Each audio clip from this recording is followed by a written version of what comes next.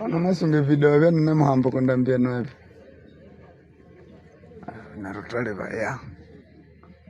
Ngabando bangana topo. Bia. Ari unaluru alangira. Ngokan nema mutoka.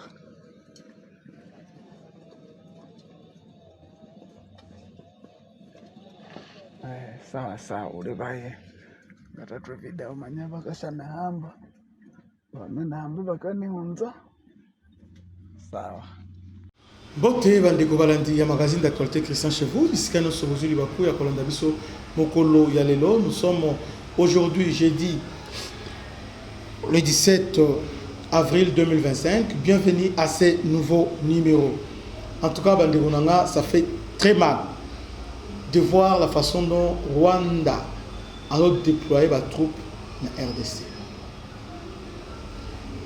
Cette 2 dernières semaines, Rwanda a été humilié, le 1-23. Goma, on a touché Goma, on a touché aussi Kavumu par les Wazalendo. Et Rwanda maintenant est en train de déployer Batu na RDC, l'armée rwandaise. Depuis le lobby, nous sommes un État ou bien nous sommes naïveté, je ne sais pas. En tout cas, il n'y a aucune explication aux justifiants, à part que entre nous, qu'est-ce qui peut justifier Babylone? Nous sommes un gouvernement, les alliés. Nous avons un président, nous avons un premier ministre, nous avons le parlement, nous avons l'Assemblée nationale, nous avons le Sénat. Qu'est-ce qui fait que pays local Rwanda, alors kota ndengalingi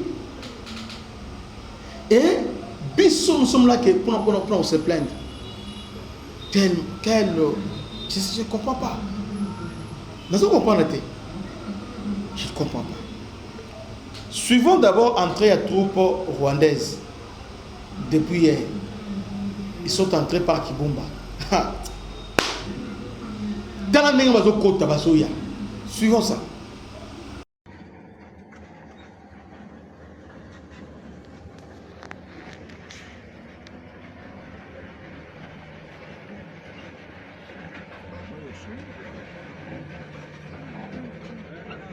Wanasunge video vya nina muhambo kundambia nwebi.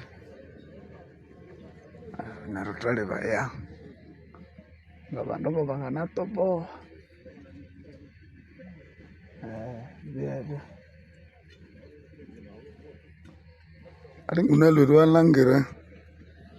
Ngokan nema mutoka.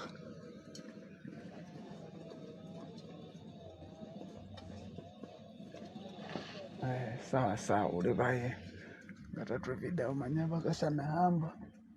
Wamena hamba bakani hunza. Sawa. Bolandi bango. Tala bango ebele. Ndenge bazoya. Alors que notre gouvernement, bon, se montre un peu prudent. Ils sont là, bon, nous, c'est les faits. En fait, c'est comme si les gouvernements ne contrôlent rien. Ça fait au moins 2 mois depuis Goma et Kwei, 2 mois exactement aussi.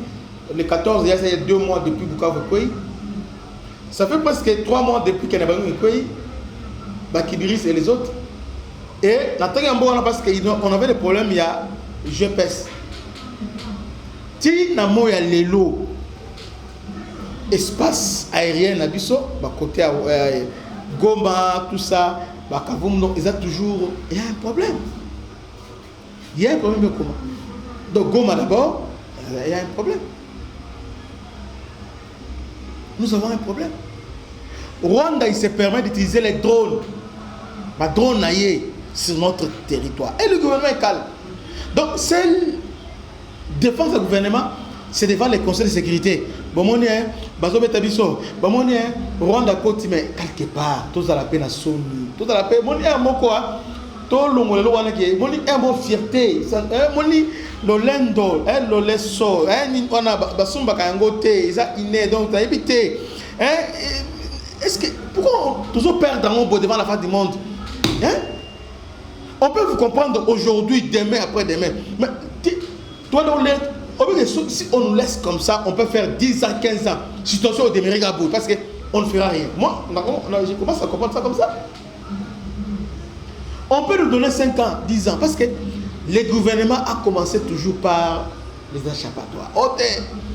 Au moins ici, on nous combat parce qu'il y a des traîtres, il y a beaucoup de traîtres, il y a beaucoup de niveaux. Alors, ça va changer. Parce que les réformes, la FADC, va changer, tout ça. Bakangi, on nous a présenté Général Liav. Oh, Général Liav, c'est lui les traîtres. Effectivement, Général Liav, il y avait certains contacts avec lui. Mais, Bazo continue à avancer.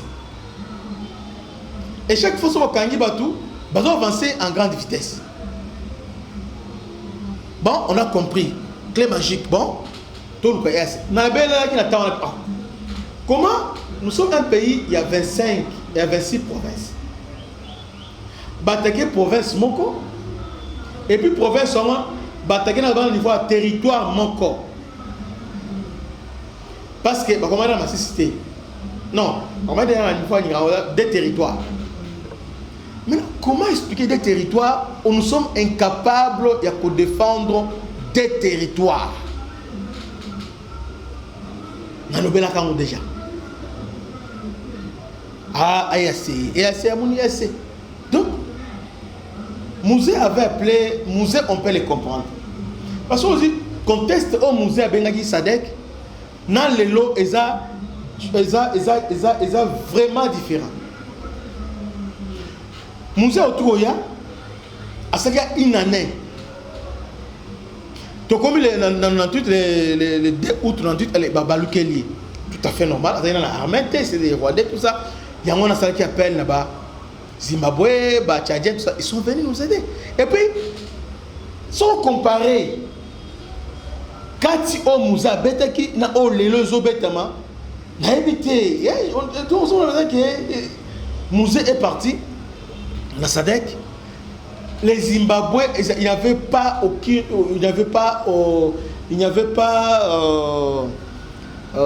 de confusion. Zimbabwe est maintenant partout, Babundi, Bachadien Babundi, Banamibia Bazobunda, Bangolais Baye Bakoti na Matadi. Mais Basolo la Kande Bongo. Paninga Basulio. Mais, Papa Mkonzamboka en pleine guerre. EAC a adhéré à EAC. Ah bon, force régionale EA. Bah, comme il boye, ote, bon, monitoye, awa, bon, tu es au Bunda, tu es au Bongsi.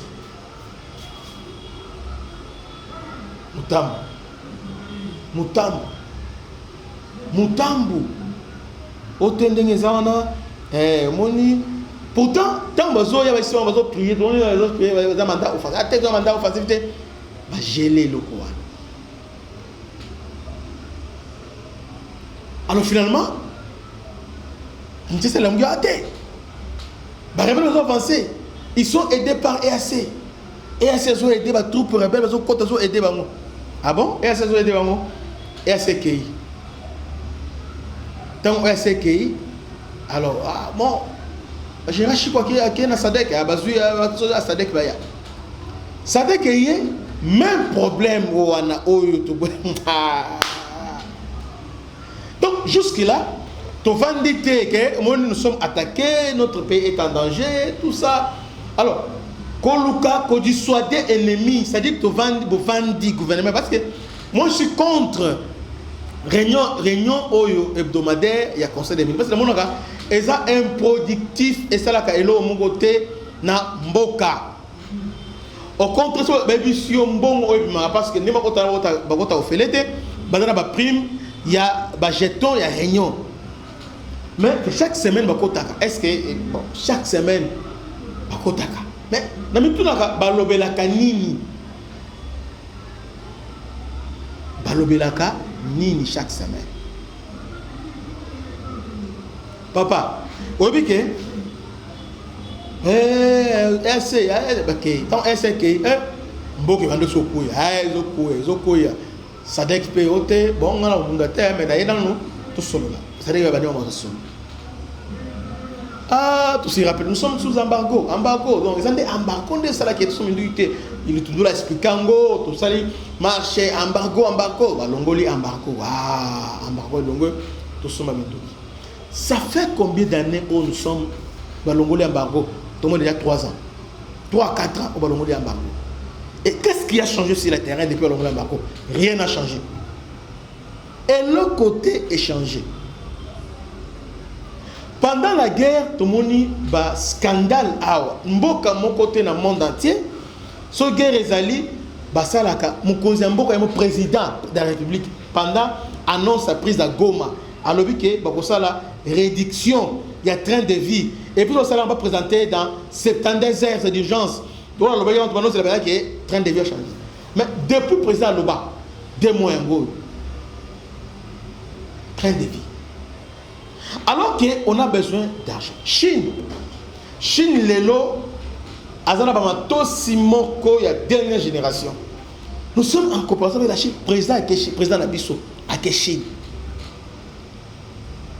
Tant que vous voyez, non, il y a drone, c'est H4, à ce contrat 6 drones. À part là, il semble que les Chinois l'ont proposé. A proposé au gouvernement. Selon l'information, les Chinois ont proposé au gouvernement que Bosomba avion de chasse et Koudé Bino. Vous avez été déjà prêté. Ah bon? Bosomba avion de chasse et Koudé Bino. Alors que la Chine ne voulait pas dire que déjà à Tekel, déjà au Rwandais, missile solaire. Tout vite, tout a prêté. Un pays à guerre, mais Bosomba avion. Ils n'ont pas acheté.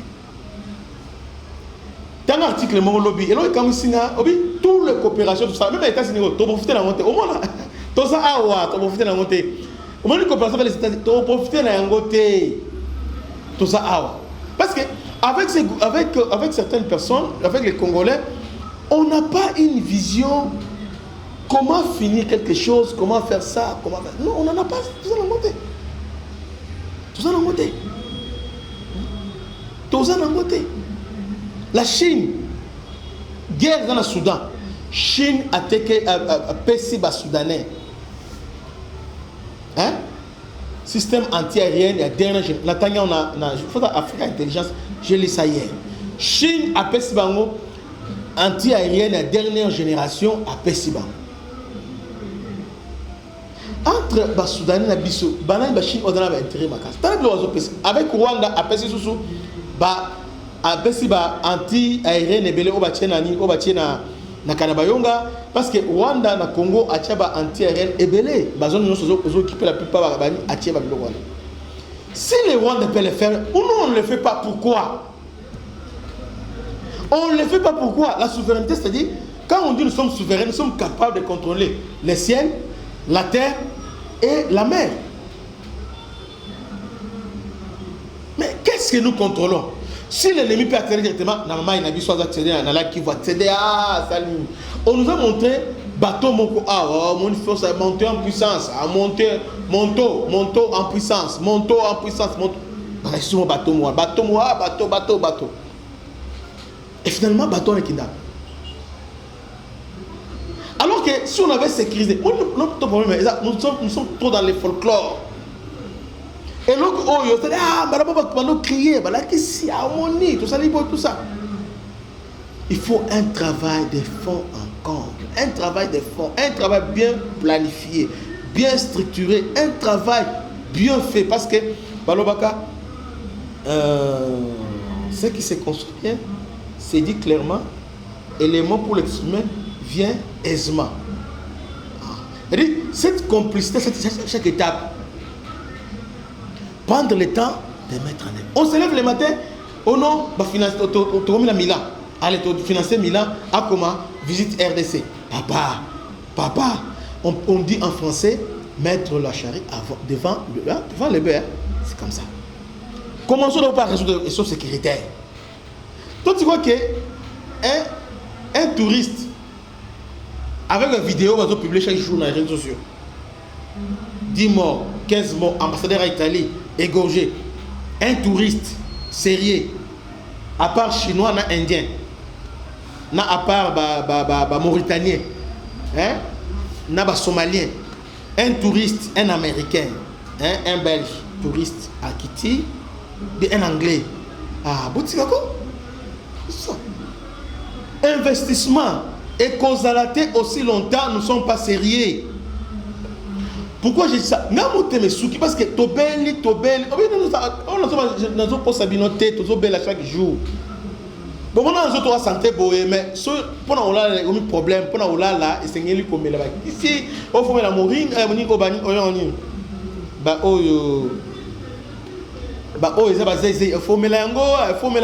tout ça. Tout commis, pour là, tout un problème parce que l'estomac, quand tu as l'estomac, voilà la gâté. Au vent de Bobando, tu vas vidéo,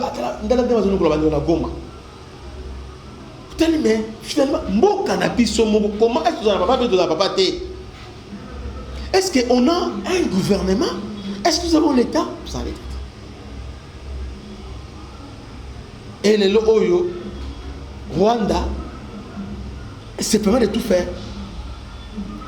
L'Obi va compter à Bukavu. Dans la scène, imaginez Bakotaï. Suivons les images à Bukavu. Je suis 26 ans, ma chute.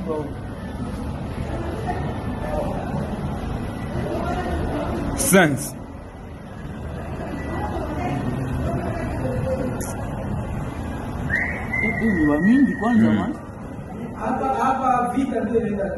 Vita kabisa. Sasa wanatokea Njombani.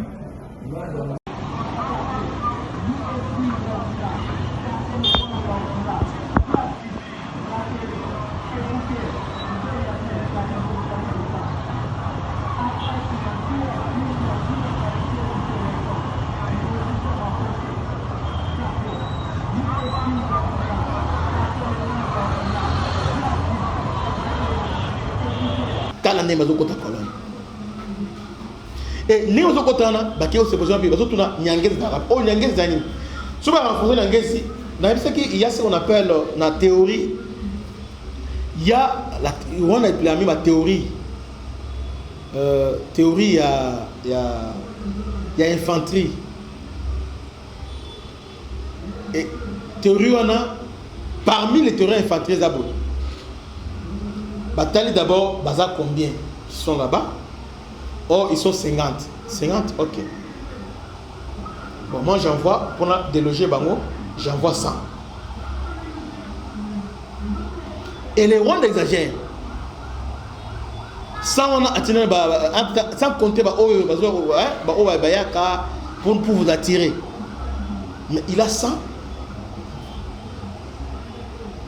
Quand on dit l'ennemi a donc se renforcer, qu'est-ce qu'il faut faire? Il faut aussi qu'on renforce, prendre toutes les dispositions. Mais lorsque l'ennemi se renforcer, on reste silencieux. Et lorsque l'ennemi attaque, on commence à crier. Ah, il a violé, c'est le fait. Il a violé, il a violé. Guerre, ce n'est pas ça. Guerre au Congo, c'est comme si guerre à Mukanda, guerre à Mukanda, guerre à la guerre, bon, soit bête sur l'élité, la guerre, tout ça, mi bali, bango, mi bali, bango, bon, d'ailleurs, donc tout ça, nous devons nous battre. Bon, peut-être je déconne, mais néanmoins, ça fait très mal. Très très mal. Ils sont partis là-bas. Donc au moins, ils vont lancer contre-offensive. Par hasard, nous aurons que les yeux pour pleurer.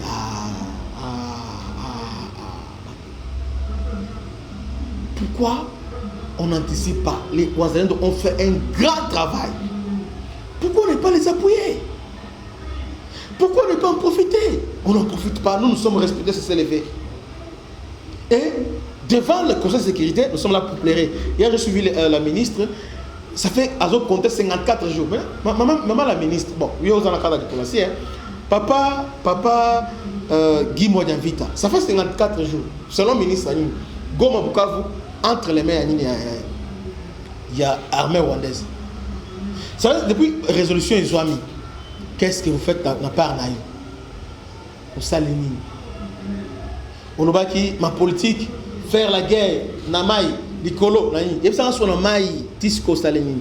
Alors, guerre dans la lac Kivu, guerre dans la lac Tanganyika, mais il y a doté bateau de batterie, dans le niveau, il y a Boma. Boma. Et tu as une fois Mwanda.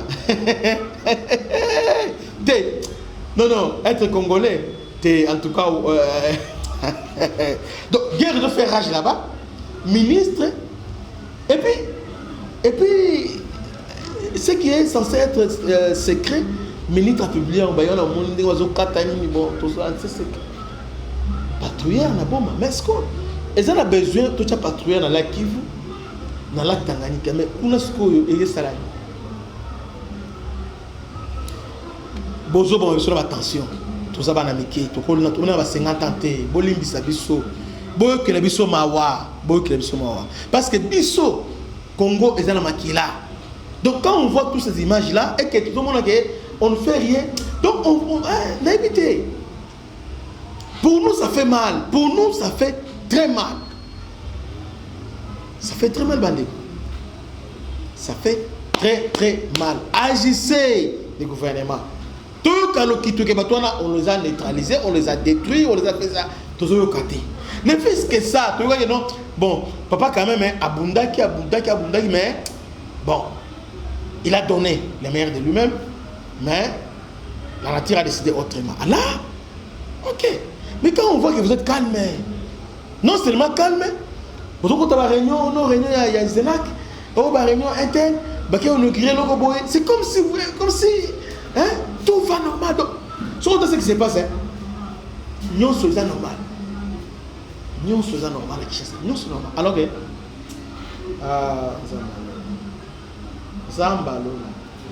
Afrique du Sud, il y a une industrie. Il fallait aller vivre sur le terrain.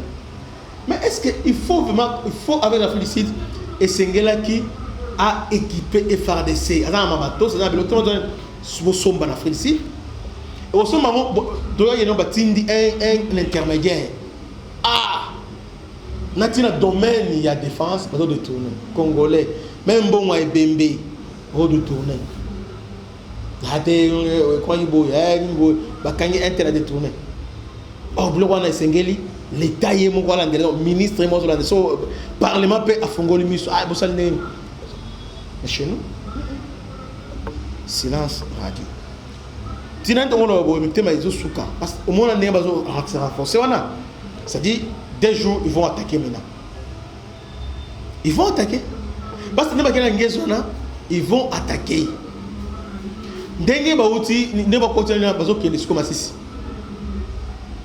Ils vont partir en Massissi.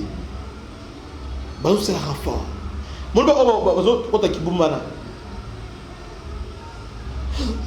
Qui est de Massissi centre. Renfort. Walikali. Tozo lala. Mais en bala oyo, to olimbi sabinote. C'est-à-dire que olimbi c'est que to 10 minutes. To bana siko tala binoga bo. Parce que on va soutenir les gens au niveau de la volonté vraiment. Mais là, on voit que vous êtes volontaire à ma casse à gouverneur à diplomatie. Donc, volonté réelle, il y a aussi un membre qui a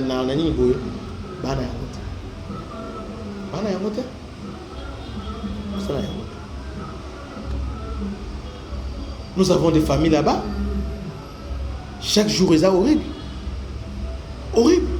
Goma, on doit monter un moutuka, Jeep, Goma, tout ça à $2000. On a $2000 Goma. On a range. 2000 na Goma, range revers na Goma 2000. Donc tout le monde au moins Zalampia Katia et Kendikaka. Télévision na minute na Goma, na télévision na boy. Même téléphone, oh non, téléphone on a Samsung, Galaxy S23. Comment on a été? À $30 au sommet. Dans le niveau population économique.